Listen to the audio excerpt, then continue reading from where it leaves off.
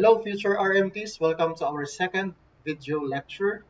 Okay, and in today's lecture, our focus is all about introduction to urinalysis. As you can see, this time I'm standing because I miss giving my lecture while standing. So I make it a point that I will stand in this lecture, no, so that you can still feel my presence.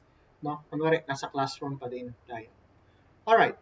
So, like what I've said a while ago, last time we discussed what is safety and the importance of safety in a clinical laboratory science or clinical laboratory, particularly or specifically in clinical microscopy section. This time, our focus will be given to introduction to urinalysis. What is it all about? No? How are you going to collect urine? Okay, and what are the things to consider, no, when one time comes that you have to reject specimen or samples, no, for urinalysis. All right, so in this video, what will be the focus of this discussion is, like what I said, about urinalysis, and these are our learning objectives. Number one, we're going to identify urine formation and composition. Number two, LO number two is differentiate types of urine sample, and LO number three is to perform specific tests for each type of sample that will be done in our laboratory. But for the meantime, how are we going to achieve this goal? No, how can we achieve this learning outcome? We will be able to achieve this learning outcome by the use of our case analysis on what will be the necessary or what will be the type of urine that is needed for a certain test, not for us to take note or for us to really assess what is the condition of our patient. Okay, so for the overview, we have the history and importance, just a quick discussion about the history.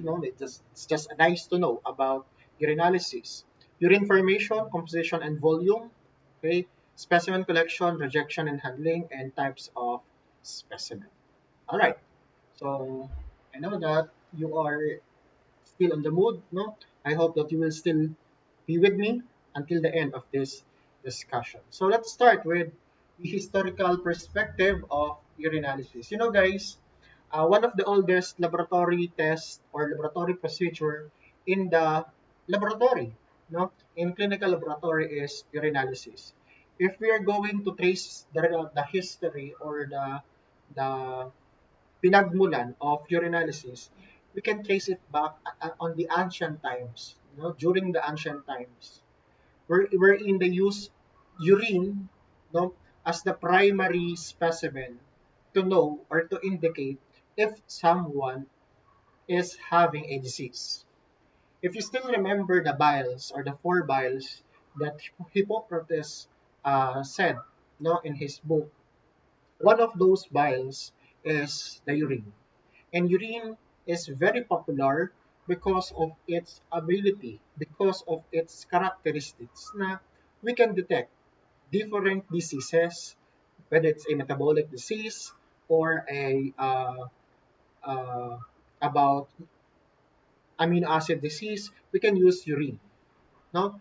And again, we can trace back the history of urinalysis way back ancient times. They use urine to take note if you have a disease. Wherein, let's say for example, no, for sweetness, they will expose the urine in ants. Meaning to say, if the ants becomes attracted in the urine, therefore it means that there is something in the urine which cause the ants attracted. Okay? Edward Smith, no, wrote about the surgical papyrus.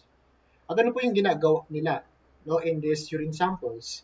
They are testing it for the color, turbidity, odor, volume, viscosity, and even sweetness. Yan. No? If you're going to do the same thing, I might not talk, I may not handle this subject because I don't want to taste urine. I don't want to smell the urine.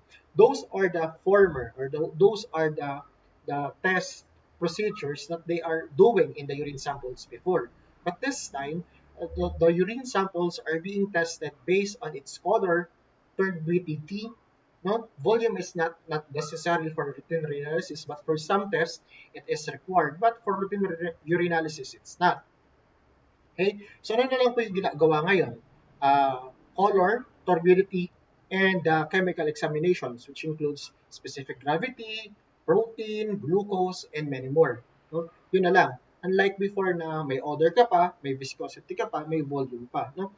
But remember, volume is still important in some tests that requires urine as the sample. Let's say, for example, the 24-hour urine sample. Definitely, in 24-hour urine sample, it's a time specimen, it requires pa din, it requires to test the volume of urine. But for again, for routine urinalysis, there's no need to indicate the volume of urine. Okay, there is a question, why is it urine or why is urine popular?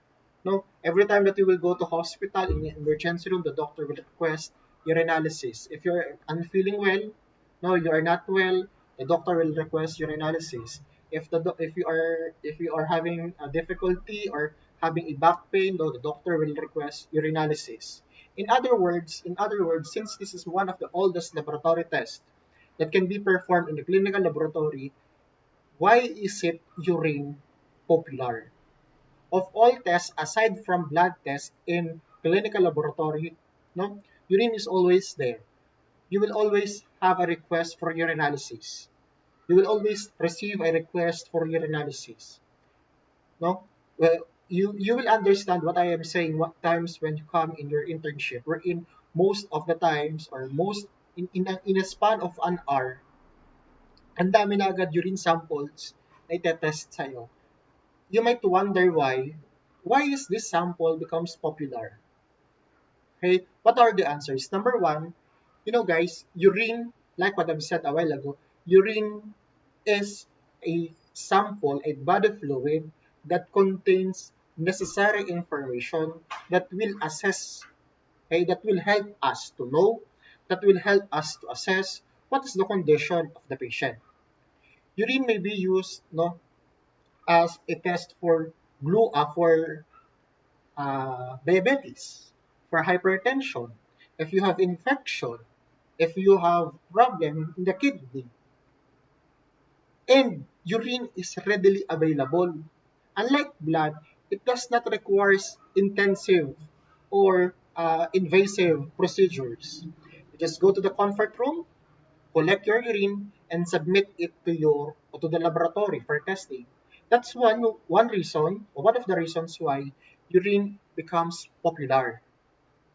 Convenient, readily available. Madali mo siyang makulik. Okay?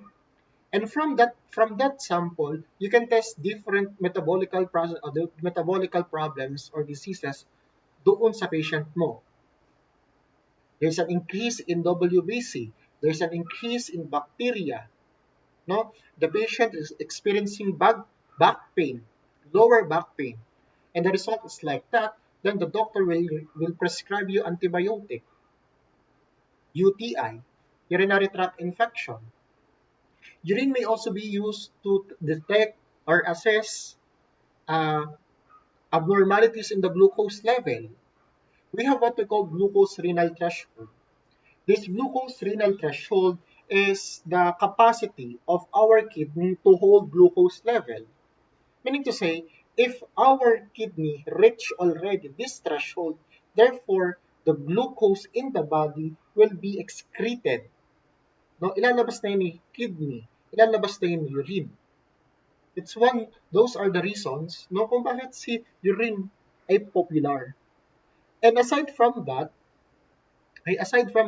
urine is popular because it is one of the cheapest laboratory procedure. In fact, laboratory or clinical laboratories, their expense only for a certain test, for one test of urine analysis, it will not cost them 100 pesos. Pero, kapag nagpa-urinalysis ka, ang mahal. Pero if you're going to compare urinalysis from the other test, no, from other urine routine test, si urinalysis na yung pinakamura sa kanila. That's why, no, that's why urinalysis is, or urine sample is a popular sample in the laboratory. Okay? Next, the question is, how does the urine form? Paano pa nangyayari itong urine formation na to? Take note guys that urine is an ultrafiltrate of plasma. So what do you mean an ultrafiltrate of plasma? Remember, one of the functions of our kidney is to filter. Filter what? Filter blood. And this blood coming from our systemic circulation will pass through our kidney, particularly in glomerulus. This glomerulus, the function of this glomerulus is to filter blood. What do you mean, sir, to filter blood? To filter blood, a sieve, like what I've told you in our introduction, our glomerulus is like a sieve, salaan. Sasalain niya yung blood. Alin yung matitira for systemic circulation and alin yung kailangan mo nang i-excrete. That is what the function of the urine, the function of kidney, particularly the glomerulus. Sasalain niya yung dugo mo. Pag sinala niya yung dugo mo, ihihiwalay niya kung alin yung i-excrete niya at ihihiwalay niya kung alin yung kailangang i-reabsorb, kailangang bumalik doon sa iyong katawan. Okay? Remember, yung pong urine natin contains metabolic waste products. At yun yung ini-excrete natin. Yun yung finifilter natin. Yun po yung inaalis sa katawan natin. Okay? So, ganun po na-form yung ating urine. Si glomerulus, finifilter yung blood. Si blood will pass through two ways. One way is to go back to the systemic circulation. The blood will go back to the systemic circulation, and the other way is to be excreted, to be stored in the gallbladder, in our gallbladder, no, ready for excretion. I will give you a thorough discussion of urine formation once we have our discussion in urinalysis. But for the meantime, I want you to remember that approximately 170,000, I would like to repeat it, approximately 170,000 ml of blood of plasma ang nafi-filter ng ating kidney. And approximately 1,000 to 2,000 ml or 1,200 ml is the average volume of urine na inilalabas natin.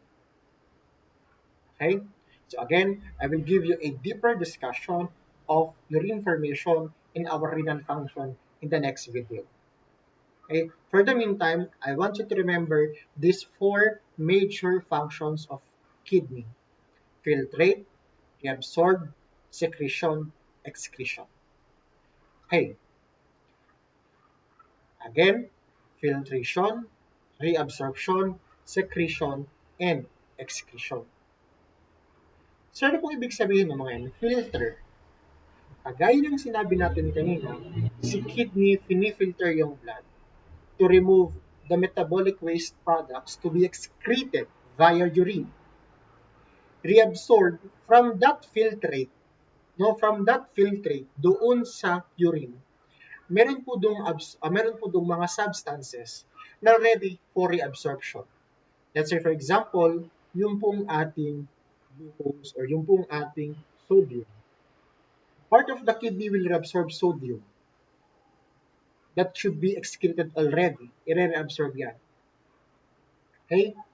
Our kidney is capable of secretion, no? And excretion. Pag sinabi natin, what is the difference between secretion and excretion? Pag sinabi mong secrete, nandun siya sa loob ng iyong katawan.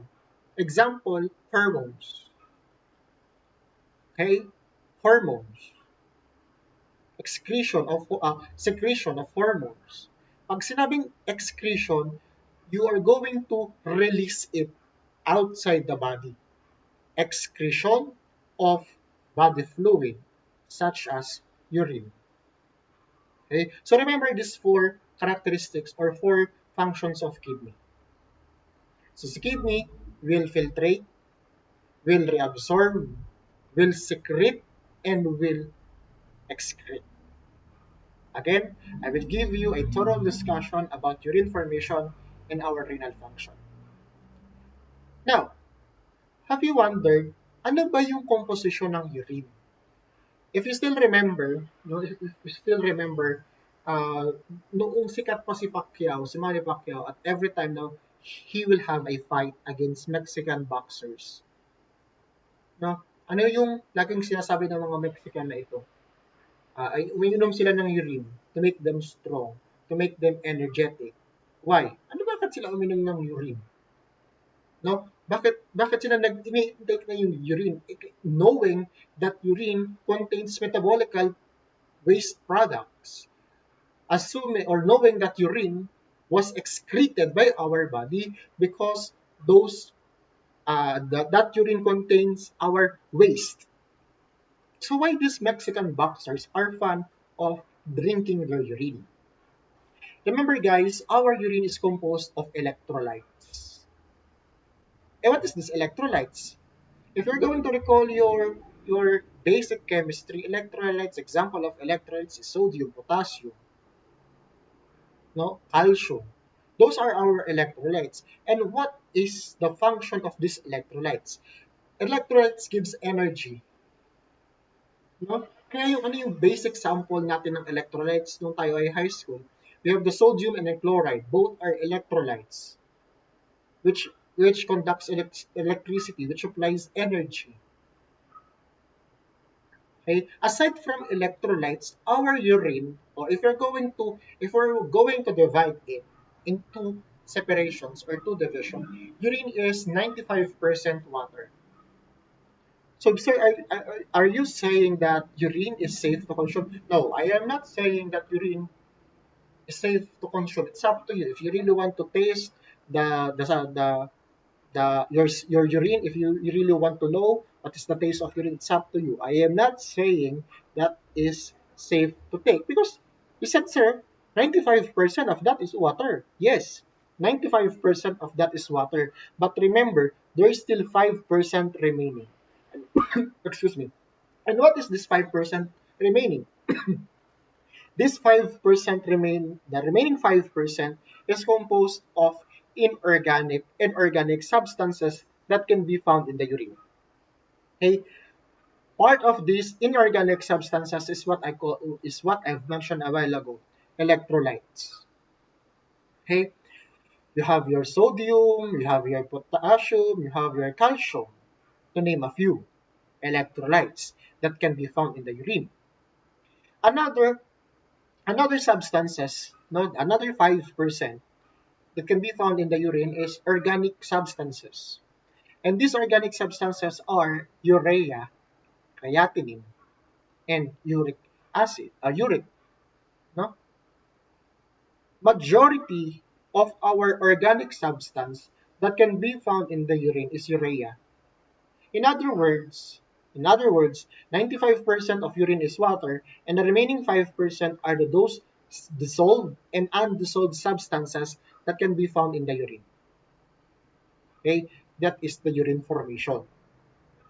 Kaya po pala sir, kapag po nag-i-excrete ako ng urine, nakakaramdam din ako ng I want to replenish my water level kasi I excrete water. Yes.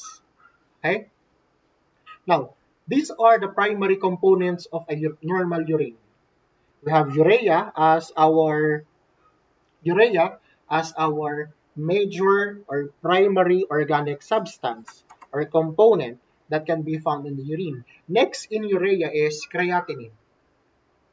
Okay? A product of creatine metabolism by muscle. Next in line, we have the uric acid, a product of nucleic acid breakdown in food and cells. We have chloride.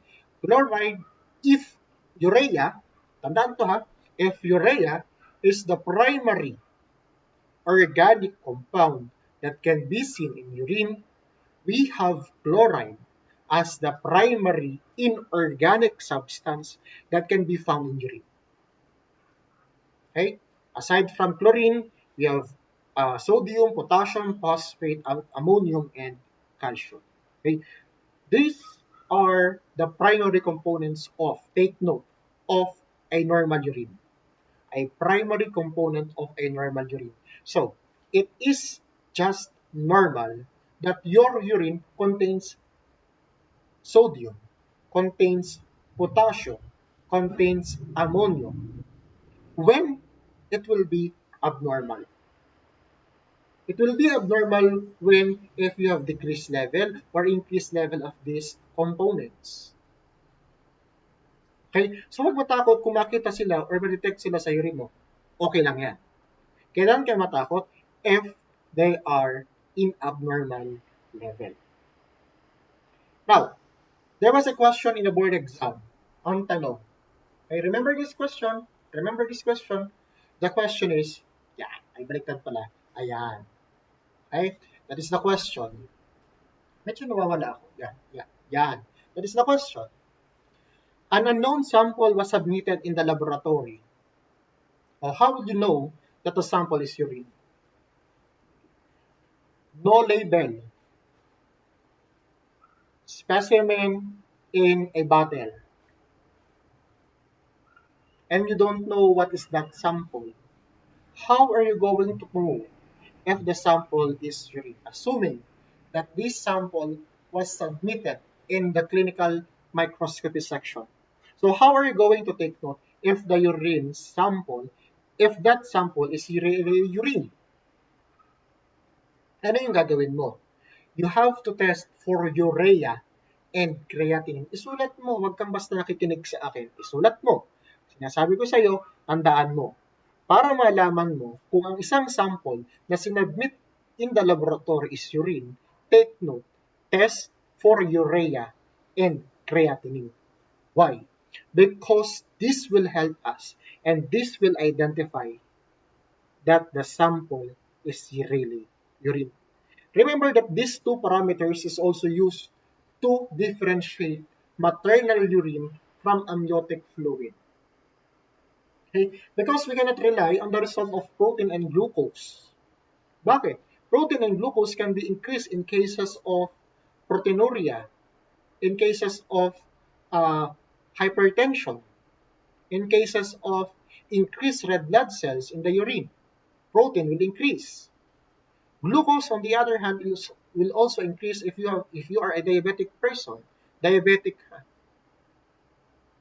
meaning to say, this is not a remarkable or reliable rather. This is not a reliable parameters if you will rely on glucose and protein. But what will help you to identify a sample as a urine, then you have to test for urea and creatinine. Tandaan mo, isulat mo. Have a screenshot of this while I'm here standing at the side of this screen. Remember, ikaw, tinuturo kita. I am pointing my finger to you to remember that you have to know, that you have to take note that urea and creatinine will help you to remember, will help you to identify that the sample is urine. Okay? Hindi pa din mababa ang urea, hindi pa din mababa ang creatinine. Kasi sila kayong major organic components that can be found in the urine. Therefore, mayroon pong significant amount of urea and creatinine that may be seen or that can be seen in the urine. Alright? Now, how about the urine volume? The urine volume depends on the water intake of an individual. Siyempre, do not expect that you will have a 1,200 ml of urine output if you will only drink 1 glass of water a day. By goodness gracious, saan kamay ng Diyos natin kukunin ang iihi mo kung isang basong tubig lang ang naiinom mo sa isang araw? Remember, urine output depends on the body size and on the intake of water. Okay? Water, the major body constituent, alam natin yan.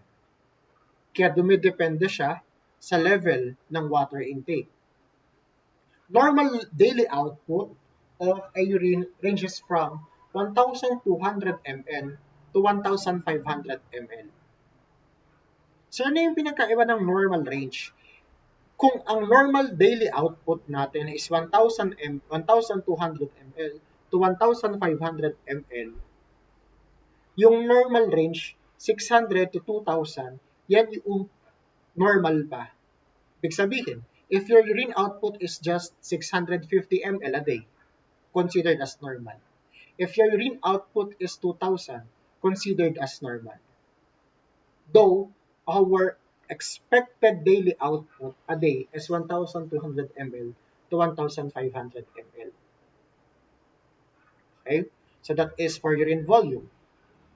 Now, what are the factors influencing urine volume aside from water intake, aside from fluid intake? Fluid loss from non-renal sources.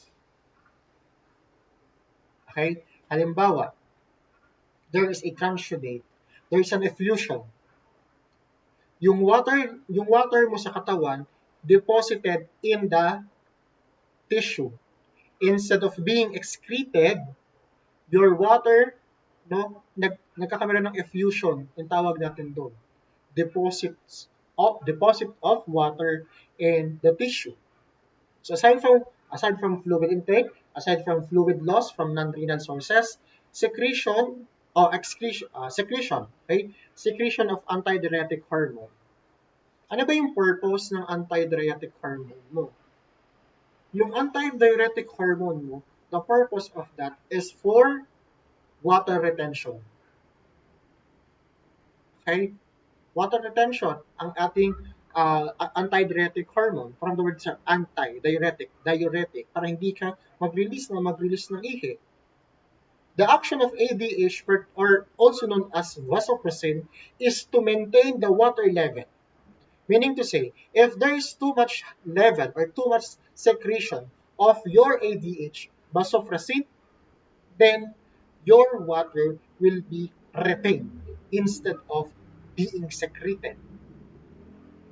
Sino yung nagsisecrete ng ADH? Ang nagsisecrete ng ADH ay sino? Si hypothalamus. Oh, teka lang sir, hindi po ba si pituitary? Yes, si hypothalamus. Pero si posterior pituitary gland is capable of what? Storing the ADH. Si posterior pituitary ang nag-store, okay, at pag sinabi ng brain natin na meron ng chemical message, release the ADH to maintain the water level, at i-release lang ni pituitary, hindi niya sinicrete. Okay? Next, need to excrete increased amounts of dissolved solids because this will promote diuresis, glucose, and salts. Kaya po yung ating mga diabetic patient, sila po ay one of the characteristics or one of the classical signs ng may diabetes ay polyuria, ihi sila ng ihi because of a too much number of glucose which promotes release of water. Okay, so remember, these are the factors that influences urine volume. Now, if the normal output is 1,000 to 1,500, a normal range of 600 to 2,000 ml, what is what we call Oleguria? When we said Oleguria, there is a decreased urine output. Mababa yung urine output mo. Kung ang lower limit natin is expected at 600 ml, then your urine output is lower than 600. At ikaw ay ika-classified ng oliguria if your urine output is less than 400 ml per day. If you are an adult.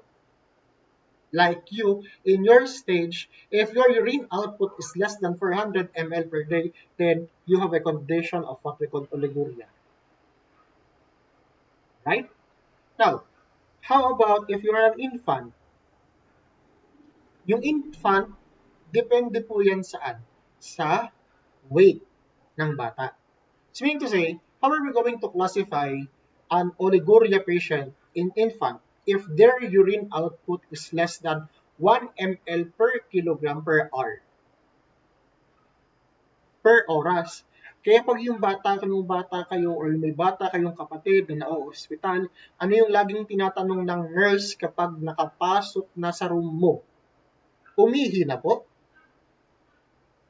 O, natawa ka ngayon dyan, alam ko. Kasi na-figure out mo. Oo nga. Nakaihi na po. Gano'n po kadami ang naiihi? Isang baso ang inihi. Could you imagine, isang baso ang inihi ng kapatid mo kaya siguro na ospital? Ay baso ang inilabas eh. Okay? Oh, just kidding aside. Bakit inaalam? To know if you have a normal output level. Pwede kasing kaya wala ka nang ma-excrete na urine, wala ka nang mailabas na urine, is because you are what? Dehydrated. Okay? So take note of this. Take note of these references. Infant, less than 1 ml per kilogram per hour. Children, less than 0.5 ml kilogram per kilogram per hour. And you, in your case, adults, less than 400 ml per day. Now, why Oleguria occurs? Ano yung mga factors? Bakit nagkakaroon ng Oleguria? Number one, you can be dehydrated. Definitely, anong ina-expect mong excrete mong urine if you don't have enough water level in the body? Kung if you are deprived of water level, then the mechanism of the body is to retain the water. Since water is an important part of cell of our body, konti na lang yung water level mo, ala ka namang i-excrete mo pa yan. So yung katawan natin magaling, dyan ka na lang muna. Let's wait until the fluid that na nagkukulang sa atin will be replenished. Okay? Next, aside from that you are dehydrated, vomiting. Kapag nagva-vomit ka, sumusuka ka, at ang sakit mo nito, yung water level mo, sinusuka mo din. Nababa ang water level mo. Kung nababa yung water level mo at na-excrete mo siya via vomiting, vomitus, okay, definitely expect that you will have decreased urine output. Diarrhea is also one factor for decreased urine output. And of course, last but not the least is perspiration. Sobrang pagpawisan. No, I still remember my teacher when I was in high school.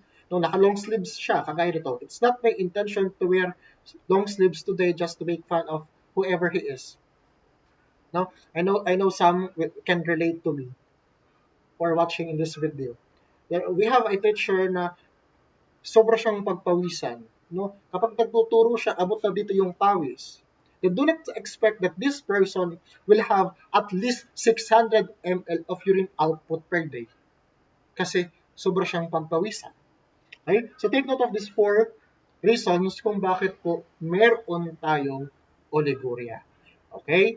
Oleguria, decrease urine output. Tandaan mo yan ha? Oleguria, decrease urine output. Adult, less than 400 ml per day. Children, less than 0.5 ml per hour or per kilogram per day. Infant, less than 1 ml per kilogram per day. Next concept is we have anuria. When we said anuria, there is a total cessation of urine flow. Ano po ibig sabihin, sir, ng total cessation? Wala na. Wala ka talagang maiihi. Hindi ka na talaga naiihi at all. Sa Oleguria, at least small amount of urine is being excreted. In anuria, there is a total cessation of urine flow. And anuria can be an indication that you have a problem in your kidney. Okay? Oleguria, decrease. Anuria, total, wala. From the prefix a. Remember, the prefix a, let me write. Okay? The prefix a In uh, medical field, kapag sinabing ayan, wait lang. Ganito talaga tayo pag online teaching, kailangan flexible ka. Kapag sinabing no, yung word na A, in medical terminology means absence. Okay? Absence. Anuria, absence of urine flow. Absence, total cessation of urine flow. Wala na. Okay? Next, ano naman yung nocturia? From the word itself, nocturia. Nocturnal. Sa gabi, mas mataas yung urine output mo as compared sa umaga. It is expected that someone will have a high urine output sa morning, sa maghapon. Bakit? Umiinom ka ng tubig, may ginagawa ka, iinom ka ng tubig, kumain ka, uminom ka ng tubig. Okay? Ano po yung nocturia? Sa nocturia, mas mataas yung urine output mo as compared sa gabi, mas mataas yung urine output mo sa gabi as compared sa urine output mo sa umaga. 2 to 3 times more excretion of urine at night. Okay po ba yun? Hindi. Bakit po hindi okay? Ibig sabihin, your body is not on the state of homeostasis. Hindi balance yung katawan mo. Kasi sa umaga, marami kang ginagawa, hindi ka doon nag-excrete. Alright? Next, how about polyuria? Polyuria naman, from the word itself, poly, madami, mataas yung urine output mo. But I want to take note of this. Hindi porket 2,100 ml yung urine output mo for that day, you will be considered as polyuria, na may polyuria ka. Kasi yung sabi natin, urine output can be from 600 to 200 ml, an average of 1,200 to 1,500 ml. Sir, according to my statistics, according to my measurement, nakaihi po ako ng approximately 2,100 ml of urine per day. Hindi ka pa considered as polyuria. Kasi if you will be considered polyuria if your urine output is 2,000 2.5 ml. 2.5 liter or 2,500, greater than 2,500 of urine output. Okay? Meron po tayong mga tinatawag na pathological and non-pathological causes of polyuria. Number one cause of, wala pala siya dito. So I will tell it to you na lang. Number one cause of non-pathologic polyuria is if you are fan of drinking caffeine, coffee, tea, and in your age, you're fan of taking alcohol. Diuresis yan, di ba? Nagpapaihi yan. Okay? So kung nag-inom ka kagabi, expect mo na iihi ka ng ihi because it promotes secretion of water. Bakit? It suppresses the action of your antidiuretic hormone, your ADH.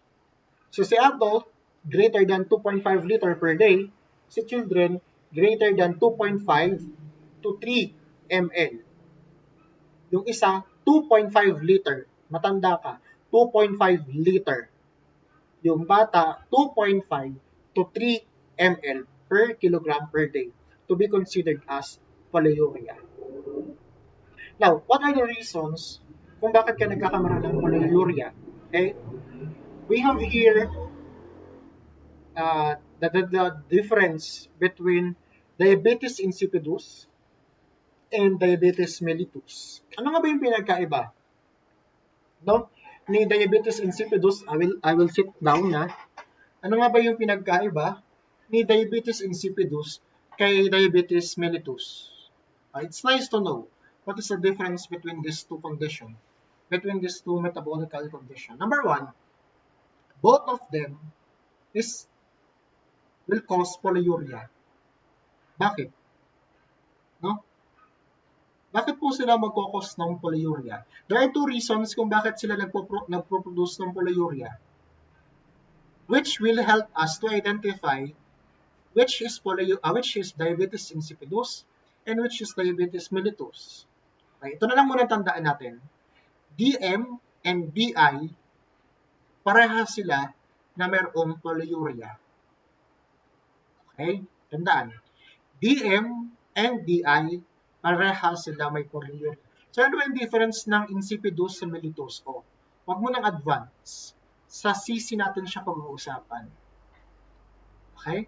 So, for the purpose of this discussion, let's differentiate bakit sila parehas na nag-focus ng polyuria. Okay. Number 1, ang problema natin kay diabetes insipidus is the function of our ADH. Again, vasopressin. The function of ADH is to retain water retention.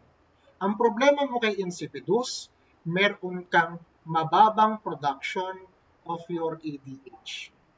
Kung hindi man mababa yung production ng ADH, the other problem is you have the function or you have the abnormalities on the function of ADH itself. Pwede po kasing neurologic or pwede po kasing nephrogenic. Ano po pinagkaiba ng neurologic diabetes insipidus sa nephrogenic diabetes insipidus? Yan. Sir, calm down lang po tayo. Medyo nag-iiba na po yung choice of words mo. Medyo nakunot na po yung noo namin. Kapag sinabi natin guys na neurogenic, ibig sabihin, yung pinagmula ng problema mo, ng diabetes insipidus mo, is in your brain. Meaning to say, there is a problem in the secretion of your ADH. Neurologic diabetes insipidus. Mababa ang ADH mo is because of the problem in the production of your antidiuretic hormone. Neurogenic diabetes insipidus. How about nephrogenic? Okay? Kapag po sinabi natin nephrogenic diabetes insipidus, nephro, ang problema mo na yung kidney mo. Bakit? Yung iyong antidiuretic hormone is being secreted by your brain, by our hypothalamus. Nirelease na ni posterior pituitary gland. Kasi na-detect na bumababa na, ano yung mga hormones natin magagaling ang mga yan? They can detect when you need them. They know when you need them. Once that our hypothalamus detects that there is, since this is our master gland, once this hypothalamus detects, I'm sorry. Our master gland is our pituitary gland. I'm sorry. Once that this hypothalamus detects that there is something different in your body, kailangan na si ADH, release the ADH. Automatically, your posterior pituitary gland will release the antidiuretic hormone. So, having said na nasikret na siya, ibig sabihin, walang problema sa iyong brain, sa iyong neurologic function, sa iyong pituitary function. Bakit? Na-release sa ADH eh. Sino yung may problema? Si kidney. Ano yung problema ng kidney? Wala siyang receptor kay ADH. Kung may receptor man, si kidney kay ADH, mababa, kulang, not enough to suppress the activity to do the water retention. Kasi yung ADH natin, yung mga hormones natin, meron silang mga specific tissue target. At yung mga bawat tissue target na yun, meron din sila dyang mga specific cells kung saan sila mag-a-attack. At nandun yung mga receptors nila. Kung ang problema, yung receptor mo sa kidney, wala, anong gagawin ni ADH? Kahit pa milyong-milyong ADH level ang nandyan sa katawan mo at walang receptor that will help hormone to do its function, there will be no metabolical process, there will be no metabolical reaction na mangyayari. So, yun yung problema mo kay insipidus. Sana maliwanag, sana naintindihan nyo na ang problema mo kay insipidus sa ADH. At yung pinagmula ng problema mo kay ADH, pwedeng neurologic pwedeng nephrogenic. Okay? Next, how about if it is a diabetes mellitus? Ang problema mo naman dito, decrease ang insulin level. Kapag decrease ang insulin level, ano bang ginagawa ng insulin? Si insulin is also a hormone produced by our or secreted by our pancreas. Ano yung action ng insulin? Si insulin, ang action niya to normalize the glucose level. So sabi natin kanina, kapag mataas ang mga unnecessary substances in the urine, i-excrete niya ng i-excrete. Kasi kailangan niyang ilabas ng ilabas yan. Kung hindi niya ilalabas, makakaroon ka ng overload. Okay? So mababa yung insulin mo. Kapag mababa yung insulin mo, hindi niya magawa ng husay yung function niya. Kung nagagawa man niya, hindi enough to maintain water level. Kaya excrete ka lang dyan ng excrete. Or, ang problema mo, yung function din ng iyong insulin, pwedeng wala ka ring receptor, kaya si insulin, hindi niya magawa ang function niya.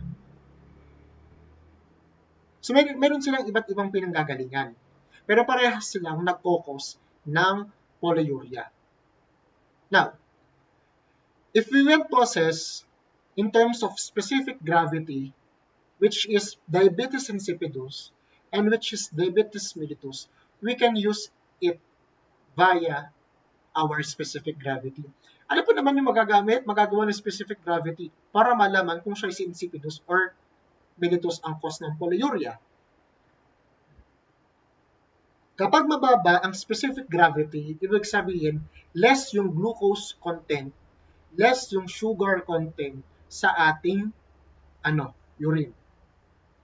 Because remember, the specific gravity of urine, okay, is the measure kung gaano kadami yung substances that can be found in the urine. Okay?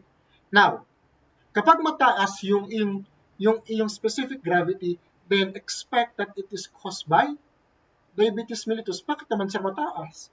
Bakit? Meron nga doong mga glucose level natin. Ay bakit nagkaroon siya ng glucose level? Hindi na nga kayang i-retain. Hindi na nga kayang i-hold ng ating kidney. Our kidney reached already its glucose renal threshold.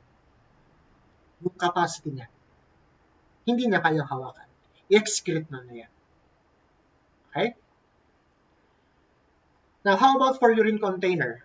Definitely, guys, you have to use a wide mouth, sterile urine container. Buto na lang, nowadays, nauuso na yung mga ganan. Because before, meron pang mga kung saan nakalagay. If you were able to naabutan nyo yung mga lagayan ng film ng camera, dati, minsan, doon pa nilalagay ang urine sample. There's a certain hospital, or one hospital in the vicinity, na ang pinaglalagyan nila ng urine sample is yung parang lagayan ng gravy ng mga fast food chain. You know why? I am sure that the medical technologist or the chief medical technologist ay nag-propose ng against those things. Because, alam mo, RMT ka, dapat alam mo sa sarili mo na ang lagay ng ihi itong mga gantong bagay. Kagaya ng nakikita nyo. Okay? Let me show to you. Ayan. Mga gantong bagay dapat ang nilalagyan ng ihi. But why these certain hospitals use the sauce na nilalagyan ng gravy, yung container? Bakit? It is much more cheaper than this one. Cheaper the price, the higher the income that they will receive, the higher the income that they will take. But the quality of test is being compromised because of those pagtitipid ng mga management. And you as a medical technologist, you have to defend that your urine container must be like this, sterile. Because some hospitals will only use these specimen containers for culture and sensitivity, because the urine sample, the urine container must be sterile. But remember, you have to use this type of urine container regardless of for urine culture ba yan or for routine urinalysis. Okay? So remember, the urine container is a wide mouth container na lalak. Hindi po yung tinutuklap lang, screw cap, so that it will not be prone in leakage. The capacity of urine container must be 50 ml. Okay, so the question is, how much urine sample should be submitted in the laboratory for routine urinalysis? At least 30 or 25 to 30 ml of urine sample should be submitted in the laboratory. Yes, sir, you are just going to dip urine strip in the urine sample, sip it in the machine if you have machine, and then process the urine sample. Okay? But why is it 30 ml is needed? At least a 30 ml volume is needed. It is needed because if we want to rerun the test, we want to validate the test, then we still have the same sample collected on the same time from the same person.